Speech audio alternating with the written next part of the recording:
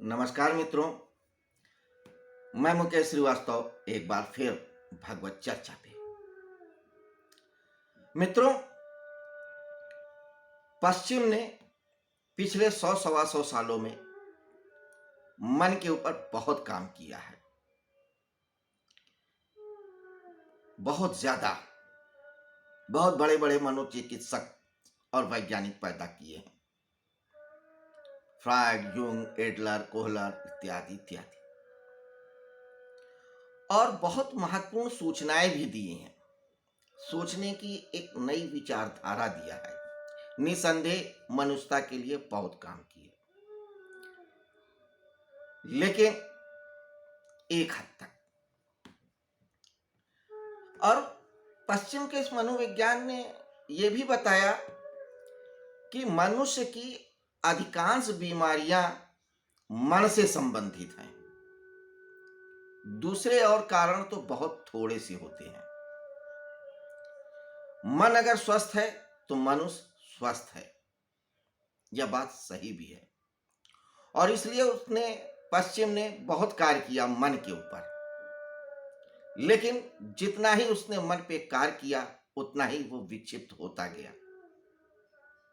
पश्चिम में हर दूसरा तीसरा व्यक्ति मनोचिकित्सक के पास जाता है, लेकिन बहुत ज्यादा हल नहीं पाता है। बहुत बार तो ऐसा हुआ कि मनोचिकित्सक स्वयं भी विक्षिप्त होता है कहीं ना कहीं। वजह बड़ी अजीब सी है, उस पर चर्चा करेंगे। जैसा कि पश्चिम कहता है कि मन के कारण बहुत सी बीमारियां होती हैं, बहुत सी समस्याएं होती हैं, बहुत से दुख होते हैं। पूर्व भी यही बात कहता है, बहुत पहले से कहता है, जान गया था। लेकिन मन को बीमारियों से दूर रखने के लिए जो ट्रीटमेंट पूरब ने दिया, वो पश्चिम से बिल्कुल भिन्न था। पूरब बीमारियों को, मन की बीमारियों को दूर करने की बात ही नहीं कहता। वो ये कहता है कि मनुष्य के मन की, यानी कि अंदर के व्यक्तित्व के अंदर के जो हिस्सा है, वो 4 भागों में, मन, बुद्धि, चित्त और अहंकार, जिसे अंतःकरण कहते हैं, जिसका कार्य होता है जानना। और एक व्यक्तित्व का दूसरा तल होता है बहिर्करण, जिससे कृत्य करते हैं। तो अंदर के जो 4 पार्ट्स हैं, मन, बुद्धि, चित्त, अहंकार, अंतःकरण, जिससे वो जानता है, और बाकी जो 10 इंद्रियां हैं, बहिर्इंद्रियां, इनसे वो कृत्य करता है। एक से जानना हुआ, एक से करना हुआ। तो जो कृत्य होता है वो जानने के आधार पे होता है। जो अंतःकरण अनुभव करता है, उसी के अनुरूप कृत्य करता है, उसी के अनुरूप उसका परिणाम मिलता है। ये पश्चिम भी कहता है, ये पूरब कहता है। यहां तक दोनों ही एक पॉइंट पे हैं, दोनों ही सही है। गलती से ट्रीटमेंट पे आके होती है। पश्चिम मन की बीमारियों को सही करने के उपाय करता है, पूरब मन की बीमारियों की बात ही नहीं करता। वो कहता है कि अंतःकरण से डिटैच हो जाओ,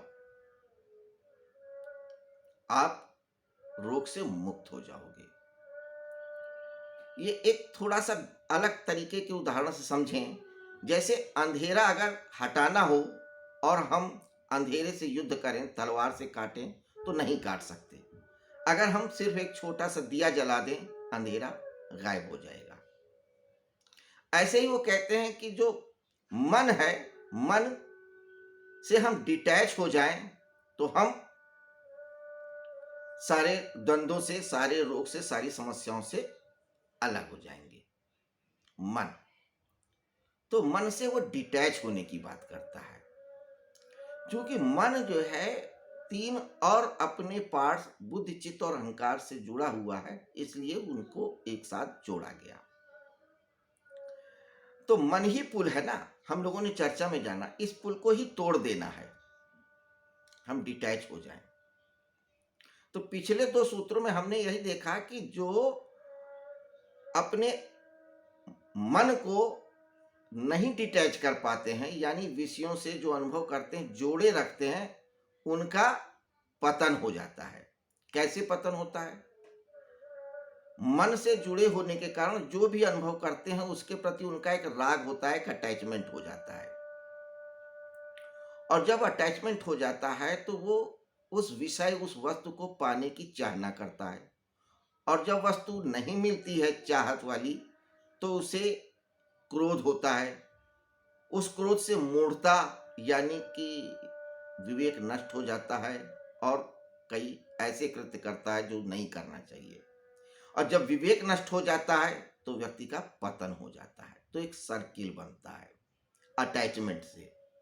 तो विषयों से अटैचमेंट से ही राग बढ़ा, और राग से मोह, और क्रोध, क्रोध से विवेक नष्ट हुआ और पतन हुआ।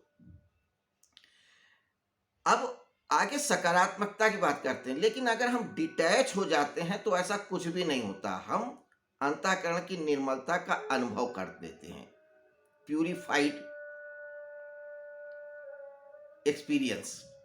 तो हम अपने अंतःकरण के शुद्धतम स्वरूप को जान लेते हैं और हम उस प्रसाद, उस आनंद को जान लेते हैं, पा लेते हैं। आइए अब श्लोक की तरफ आते हैं। तो अब आगे के 2 श्लोकों को हम लेते हैं। क्या कहते हैं भगवान श्री कृष्ण अर्जुन से? राग द्वेष विषय युक्तस्तु विषयानिंद्रियश्चरन् आत्मा से विधेयात्मा प्रसादम अधिगच्छति। राग द्वेष वियुक्तस्तु, राग और द्वेष से रहित, वियुक्त रहित, विषया इंद्रिय चरण, जो विषयों से नहीं जुड़ा है, आत्मा से विधेय आत्मा, और अपने आत्मा में स्थित है, प्रसादम अधिगच्छति, उस प्रसाद को प्राप्त करता है। वशीभूत अंतःकरण वाला कर्मयोगी राग द्वेष से रहित अपने वश में की हुई इंद्रियों के द्वारा, इंद्रिय विषयात, वश में की हुई इंद्रियों के द्वारा सेवन करता हुआ निर्मलता को प्राप्त होता है और साधक के संपूर्ण दुखों का नाश हो जाता है। और ऐसे शुद्ध प्रसन्न चेतसा, शुद्ध चित्त वाले की बुद्धि निसंदेह बहुत ही जल्दी परमात्मा में स्थिर हो जाती है। स्थित प्रज्ञ की बात करते हैं। परमात्मा यानी अल्टीमेट ट्रुथ। तो जैसे ही हम मन को डिटैच कर लेते हैं, वैसे ही हम अपने शुद्धतम स्वरूप में स्थित हो जाते हैं, अपनी प्रज्ञा में स्थिर हो जाते हैं। तो ये मन से डिटैच करना है, यानी कि जो इंद्री जो जान रही है, सिर्फ उसको सिर्फ जानना, उसके साथ कोई क्रिया प्रतिक्रिया, अपना प्रक्षेपण नहीं करना। बस एक दृष्टा भाव से देखते रहना, उदासीन भाव से। आंख कुछ देख रही है तो सिर्फ देखना, उससे जुड़ना नहीं, उसके बारे में सोचना नहीं कि यह सुंदर है या असुंदर है। जीवा अगर चख रही है तो अनुभव नहीं करना कि यह स्वादिष्ट है या स्वादिष्ट नहीं है। अगर अनुभव कर रही है तो उसके प्रति अपना कोई भाव नहीं रखना, जोड़ने का, फिर से उस सुख को प्राप्त करने का। आप धीरे धीरे डिटैच होते जाओगे। तो मन को ही तोड़ देना है। अब अंतःकरण की जो बात कह रहे हैं, तो हमारे अंतःकरण 4 हैं: मन, बुद्धि, चित्त और अहंकार। पहले भी हमने चर्चा किया कि तत्व या पदार्थ वो एक ही है। जब मनन करता है, विचार करता है, तो मन होता है, और जो विचार किया उस पर जब निर्णय लेता है तो बुद्धि स्वरूप हो जाता है। और जब उस अनुभव को एक्सेप्ट कर लेता है, यानी उसमें स्टोर कर लेता है, तो चित्त हो जाता है। तो जहां वो स्टोर होती है वो इंफॉर्मेशन, वो चित्त है। चित्त का मतलब होता है चित्त शब्द जानना, चेतना, जानना। और अहंकार यानी कि जो उस इंफॉर्मेशन, उस अनुभव को जानने वाला है। तो मन, बुद्धि, चित्त, अहंकार, ये 4 अंतःकरण है। तो जब मनन करता है तो मन है, निर्णय लेता है तो बुद्धि है, जो उस इंफॉर्मेशन को अपने उसमें स्टोर करता है तो चित्त है, और जब जानने वाला होता है अहंकार। तो मन मनन करता है, यही सबसे मेन एलिमेंट है, तत्व है, जो जोड़ लेता है। तो मन को ही काट लेना है। अंतःकरण इसलिए कहा कि उन चारों को अलग करके नहीं किया जा सकता, क्योंकि चारों चीजें हैं एक ही, क्योंकि उन गुण धर्म के अनुसार समझाने के लिए अलग अलग दिखाया गया है। तो दो दो के जो सेट हैं, 62वां, 63वां, 64वां, 65वां, ये मनोविज्ञान के बीज सूत्र हैं। तो मन की सारी कीमिया को बताते हैं कि मन के साथ कुछ नहीं करना है सिवाय इसके कि डिटैच होने के, जुड़ना नहीं है। तो जितना हम मन पे जोर देते जाएंगे कि मन को निर्मल मत करना है, मन को नहीं निर्मल करना है, मन के पार चले जाना है, तो वो निर्मल हो जाएगा। बस यही करना है। लेकिन हम लोग करते क्या, मन के साथ करने लगते हैं, अंधेरा को भगाने की तलवार से कोशिश करने लगते हैं, दिया नहीं जलाते हैं। यही सूत्र है। इसी को हमें जानना होगा, समझना होगा, जीवन में उतारना होगा। तो जो ऐसा कर लेता है वही स्थित प्रज्ञ है, वही अपनी प्रज्ञा में स्थिर है। तो भगवान कृष्ण से अर्जुन जो पूछते हैं कि स्थित प्रज्ञ के क्या लक्षण है, वो कैसे बोलता है, कैसे उठता है, कैसे चलता है, ये उन्हीं के उत्तर हैं 72वें श्लोक तक। तो अभी तक हमने 54वें श्लोक से 65वें श्लोक तक यात्रा किया, चर्चा किया। अभी 7 श्लोक और बाकी हैं। 5, 66, 67, 68, 69, 70, 71, 6 श्लोक। इन 6 श्लोकों पे हम आगे चर्चा करेंगे। फिलहाल हम इन्हीं 2 श्लोकों की बात पे आज की चर्चा समाप्त करते हैं, और इस संकल्प के साथ कि इन्हीं 2 श्लोकों पे अब हम मनन करेंगे, चिंतन करेंगे, निधिध्यासन करेंगे। क्योंकि जब तक मनन, चिंतन, निधिध्यासन नहीं हो तब तक उसका कोई अर्थ नहीं है। तो मनन का, फिर यही मैं कह रहा हूं, मनन करने का मतलब विचार तो करिए, लेकिन उससे जुड़िए नहीं।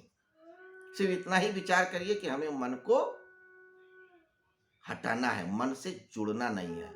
जो अनुभव आता है, जो विषय है, उनसे डिटैच हो जाना है। आशा है आपको इन श्लोक के गूढ़ार्थ को, शब्दार्थ को, निहितार्थ को हृदयंगम किया होगा और लाभ को प्राप्त करेंगे। लिहाजा आज के लिए, हाल फिलहाल के लिए इतना ही। बाकी मिलेंगे हम कल इसी तरह, इसी समय, रोज की तरह। नमस्कार।